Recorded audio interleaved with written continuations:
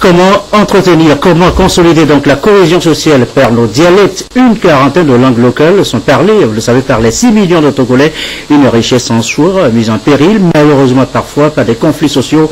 La situation fait l'objet depuis ce matin d'échanges entre acteurs multisectoriels. Des pistes pour un retour à une culture de la paix sont attendues. Dédé Poussaou, Aldolphe Paka.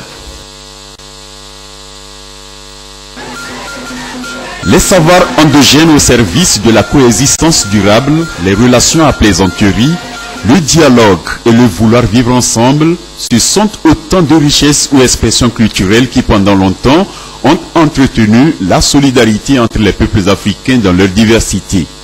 Des valeurs en déperdition de nos jours alors qu'on assiste à la recrudescence des conflits sociaux. Les causes sont de nature culturelle et ethnique et religieuse. Pourquoi ne pas recourir alors à nos traditions pour restaurer l'apaisement social? L'Organisation islamique pour l'éducation, la science et la culture ISESCO à travers son point focal au Togo entend réactiver ces valeurs en mettant à contribution les universitaires, les leaders religieux, les culturels et la société civile. Un projet soutenu par le gouvernement togolais engagé à préserver et à promouvoir la culture de la paix. La culture de la paix va de pair avec la maîtrise de la diversité culturelle. Le climat de paix, de sérénité, de sécurité et de concorde dont jouit le peuple togolais est une émanation des différentes cultures coexistantes, tant bien que mal, plutôt bien que mal, mais cherchant avant tout à évoluer dans un esprit de pardon, de tolérance pour un meilleur vivre ensemble.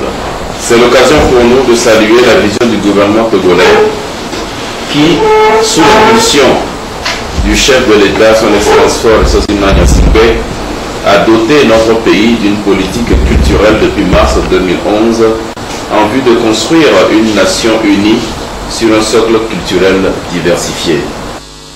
Il s'agit donc de diagnostiquer et de dresser l'état des lieux de ces pans culturels et de voir dans quelle mesure ils pourront être un outil efficace, vecteur de la culture de la paix et de la coexistence pacifique.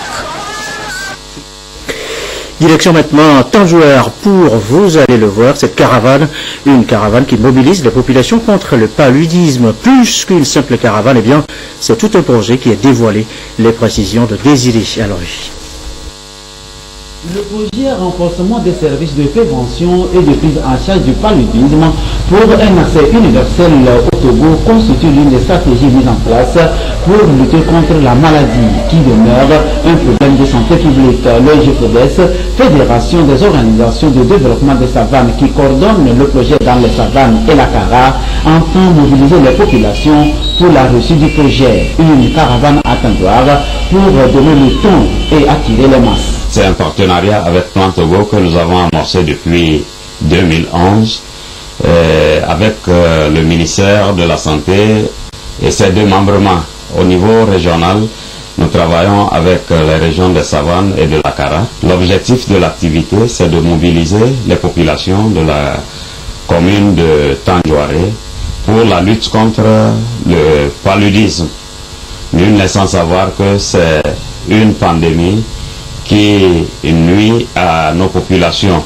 C'est la première au niveau statistique, au niveau, si on tient compte de la morbidité, aussi bien que de la mortalité. Et donc, il est de bon sens pour nous de lutter aux côtés de l'État togolais contre cette pandémie. L'utilisation de la moustiquaire imprégnée est l'un des éléments phares de sensibilisation au cours de la campagne. Cette activité s'est déroulée aussi à Papouda dans la Kara.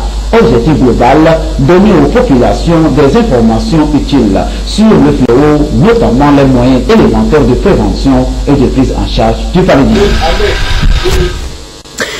Autre sujet évoqué, la situation des enfants de rue au Togo. Le phénomène est réel et c'est une préoccupation pour les pouvoirs publics. Un document est depuis ce matin à l'étude des documents proposés par le ministère de l'Action sociale. Son esprit tendre vers l'amélioration des conditions de vie de cette couche marginalisée. De Douaré, Antoinette Omaovovo. Ressenti par le gouvernement et la société civile, le phénomène d'enfants vivant dans la rue devient de plus en plus grandissant et préoccupant.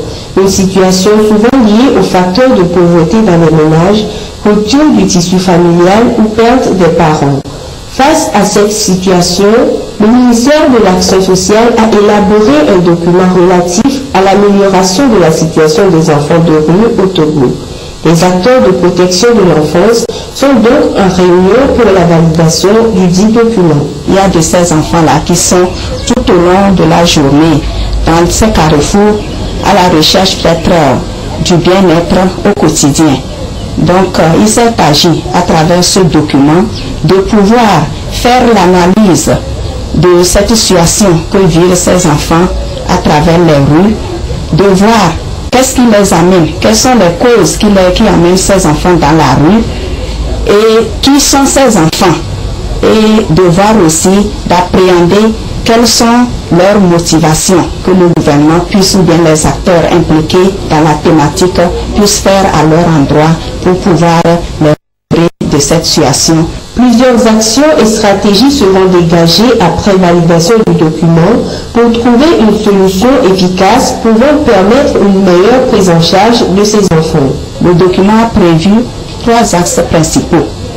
Il y a l'axe lié à la prévention, l'axe lié à la prise en charge de ces enfants et l'axe lié à la coordination en vue des actions idoines pour juguler ce phénomène.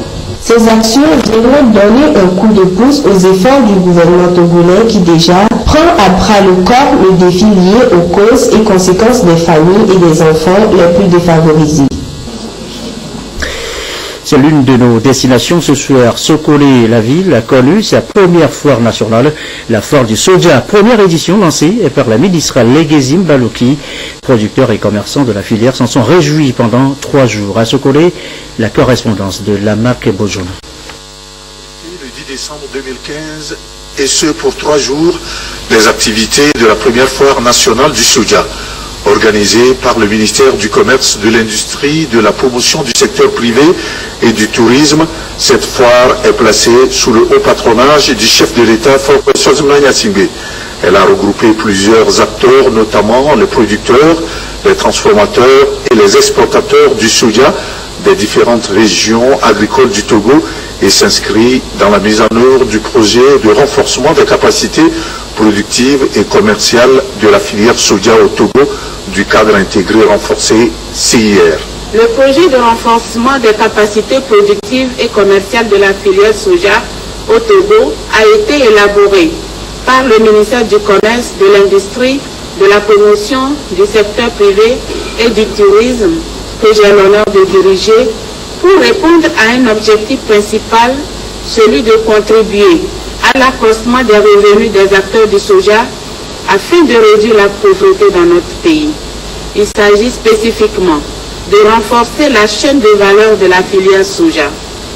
Cette foire répond à une ambition du gouvernement togolais de diversifier son économie afin de profiter des opportunités qu'offre le marché national, régional et international. Cette première édition de la foire du soja, caractérisée par l'exposition et la vente des produits dérivés du soja, a pour objectif de promouvoir sa culture. Vu que cette foire est une première, l'établissement Maman Soja a eu le privilège d'être invité. Donc nous exposons nos produits cosmétiques et alimentaires faits à base de soja. Plus de 38 produits cosmétiques et alimentaires faits à base de soja. Mais tout d'abord, le soja contient des acides antinutritifs et des inhibiteurs de protéases qui sont vraiment très nuisibles pour la santé.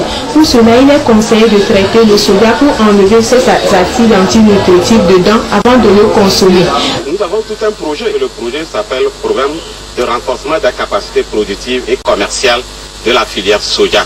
Donc c'est ce projet qui va appuyer les producteurs, les transformateurs et les exportateurs pour que vraiment cette filière soit vraiment dynamique pour notre pays. C'est un avenir promoteur. Vous avez vu un peu l'engouement par rapport à ce produit. Vous avez les producteurs, il y a beaucoup d'hectares qu'ils embrasent maintenant pour faire pour produire le soja. nous avons des transformateurs pour vraiment créer de la valeur ajoutée. Donc ce produit a de l'avenir. La cérémonie du lancement a pris fin par la visite des centres d'exposition